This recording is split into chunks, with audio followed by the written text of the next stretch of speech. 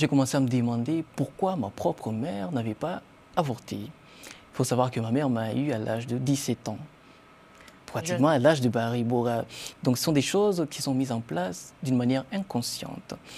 Et dans la vraie vie, dans les actualités, les jeunes filles enlevées par des rebelles, quand elles reviennent, pour la plupart enceintes, répudiées par leur propre communauté, parce qu'on se dit, on ne peut pas partager la vie de cette personne qui a côtoyé ces diables.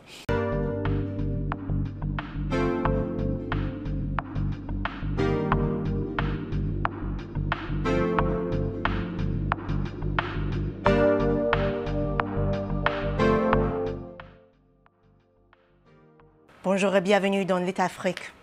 Aujourd'hui, je suis ravie de recevoir sur le plateau Steve Hagans. Bonjour Steve. Bonjour Zaki et bonjour à tous nos téléspectateurs. Alors, vous êtes auteur du livre Bahari Bora, paru aux éditions Recamier cette année. Oui. C'est un premier roman bouleversant, déchirant, qui raconte l'itinéraire de Bahari Bora, une jeune fille vivant en République démocratique du Congo en 2018, enlevée par des rebelles lorsqu'elle est encore enfant, et qui va devoir se battre pour sa survie dans un pays ravagé par des conflits. Comment Bahari Bora est-elle venue à l'esprit? C'est un personnage totalement fictif ou inspiré par des rencontres? Bahari Bora n'est pas totalement fictif que ça, parce que je me suis inspiré des femmes de ma vie, des femmes qui gravitent dans mon univers, donc dans mon système quelque part. Donc je l'ai écrit, je l'ai créé comme ça pour essayer de rendre hommage à cette force que j'ai toujours observée, admirée autour des femmes de ma vie. Parce que vous êtes congolais et vous avez vécu la guerre. Donc pourquoi vous avez décidé d'écrire vraiment un parti du point de vue d'une jeune fille, un enfant vraiment, lorsque vous auriez pu écrire un livre basé plus sur votre récit autobiographique, ce que vous avez vécu? C'est vrai, c'est une question qu'on me pose souvent depuis que je suis là. Moi-même, j'ai vécu la guerre dans la peau d'un petit garçon, donc d'un homme. Et je pense que l'essence de notre humanité, c'est l'empathie. C'est de se mettre non pas dans la peau de l'autre, parce que la peau, c'est superficiel, mais dans la chair de l'autre. Ressentir sa douleur et sa joie aussi. Et dans le contexte des guerres du Congo, qui durent depuis plus de 30 ans, une jeune fille qui représente à la fois les deux vulnérabilités. Donc c'est une enfant et c'est une fille. Des vulnérabilités, les rebelles s'en servent comme armes de guerre. Il y a des viols qui sont perpétrés tous les jours. Donc j'essaie d'imaginer ce que ça peut être de vivre dans cette angoisse constante de tous les jours. Parce que dans cet endroit où la guerre n'est pas inédite, donc c'est un climat de tous les jours, les filles doivent à la fois craindre pour leur vie, craindre les rebelles, mais aussi leur entourage. Nous savons tout ce qu'occasionne l'insécurité.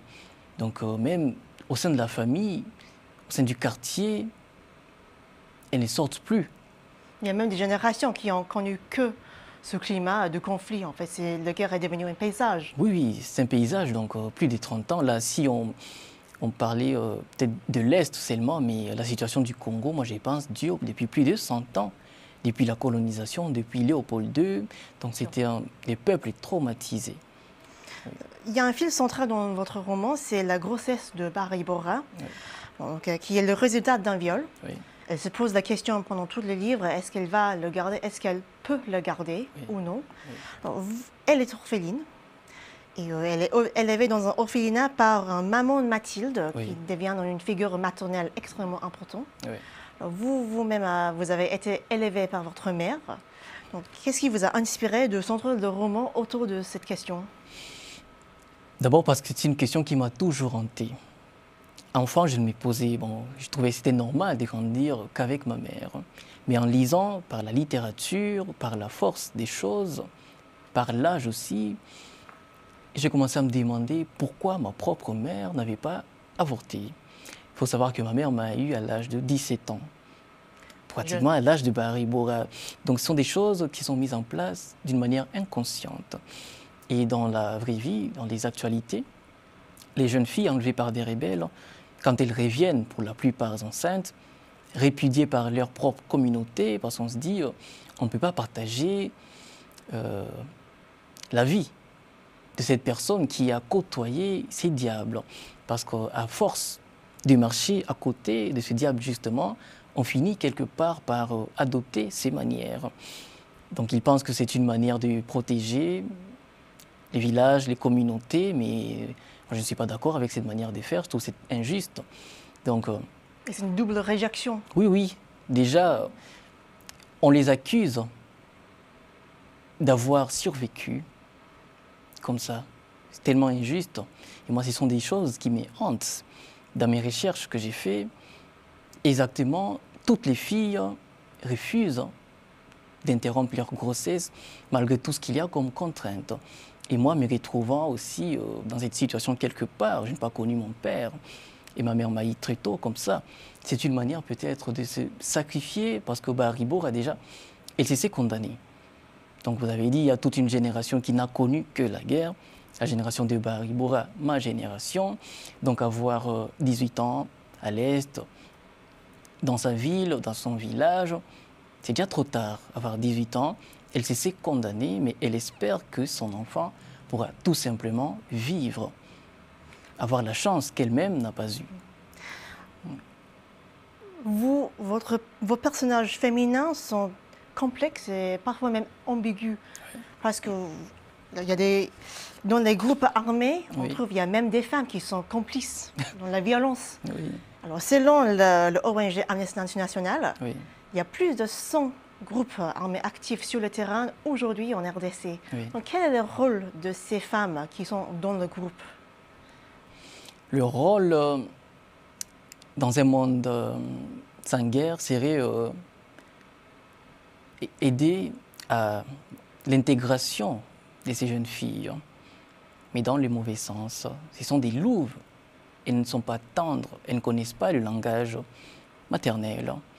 Elles sont là, c'est pour peut-être préparer ces filles qui arrivent à être ce que même elles-mêmes sont devenues.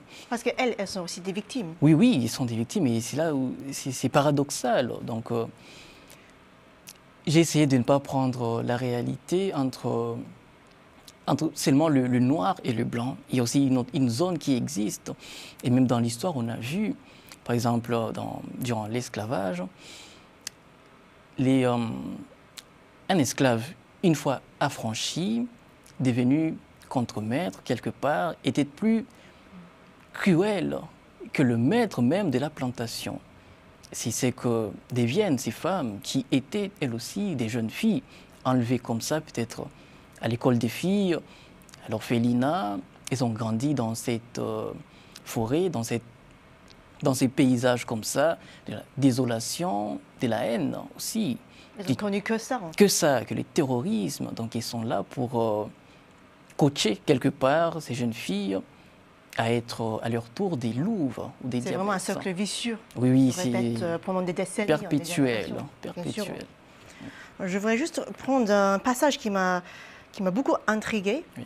Vous décrivez le pays comme un chantier. Oui. Un chantier où les femmes, miroirs de la société, un héritage de la noblesse du monde, avaient besoin d'être réparées tant sur le plan moral que physique pour que cette fragile partie de l'Afrique puisse enfin connaître son élévation, son ascension manifeste, son émergence subtile. Oui. Alors c'est très très beau comme passage. Oui. J'étais intriguée par cette comparaison des femmes comme des miroirs de la société.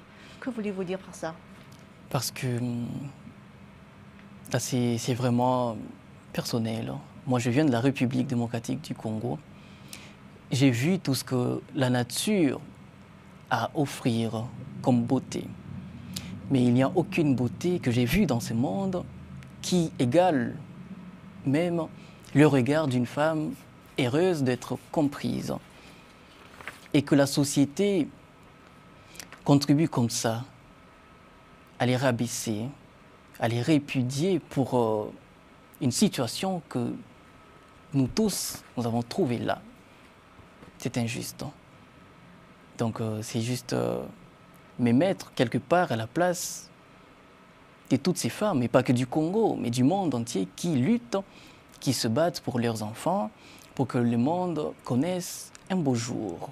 Surtout pour l'avenir aussi, non seulement de votre pays, pour le continent. Oui, oui, l'Afrique. Réparer entre les femmes. Oui, oui, je pense même en Afghanistan, en Iran, dans tous les pays, donc dans le monde entier, que les femmes apprennent à leurs enfants à sourire simplement. Oui. Le récit de Barry Bora oscille entre le présent et le passé. Oui. Alors, elle est évidemment traumatisée, elle revient sur ses souvenirs, elle est hantée par ce qu'elle a vécu. Donc, comment peut l'écriture, si pas totalement soigner le traumatisme, nous aide à se libérer de son emprise? L'écriture.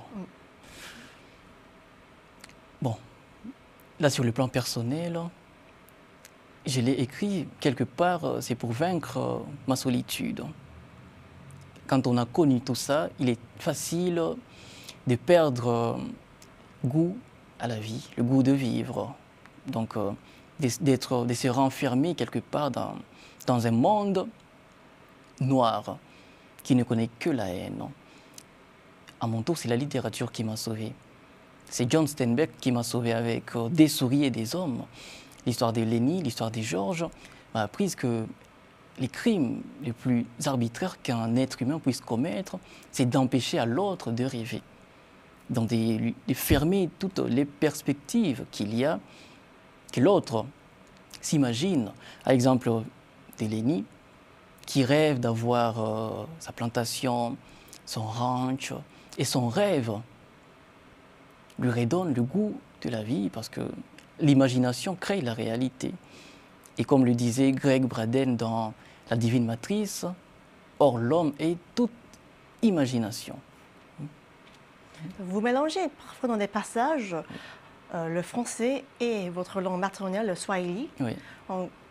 Quelle était l'importance pour vous d'incorporer un peu votre propre langue dans ce récit? Déjà, c'est ma langue maternelle. Et quelque part, le livre est là, il est publié, mais je suis triste parce que ma mère, qui est l'une des héroïnes du roman, ne pourra pas le lire parce que ma mère ne parle pas français. Donc, c'était une manière de rendre hommage à ma culture, à ma mère aussi, et je pense même me mettre à traduire parfois une ou deux pages par jour en swahili, juste pour ma mère, pour qu'elle le lise aussi, le livre. Il parle d'elle aussi, quelque part. Dernière question. Vous posez la question dans votre livre, et si l'oubli était plus violent que la mort? La situation des filles et des enfants en RDC est très peu connue en France, mais c'est une crise qui traverse le pays depuis, comme vous avez dit, des décennies. Oui. Donc, pour vous, écrire ce roman en français, c'est une façon donc de lutter contre cet oubli? Oui. Et déjà me retrouver ici, donc je me dis que mon travail est fait. Me retrouver ici, parler de cette histoire qui n'est pas connue ou peut-être... bon, je pense que la mission de l'écrivain, c'est de prendre un micro, d'étendre à la société et de porter cette voix-là qui rentre dans le micro. C'est ça. Merci beaucoup, Steve Huggins, d'être venu aujourd'hui. Oui. Barry Bora est publié chez les éditions Recamier. N'hésitez pas à retrouver cette émission sur notre chaîne YouTube à Global Africa Télésud et sur nos réseaux sociaux, bien sûr. Merci et à la prochaine.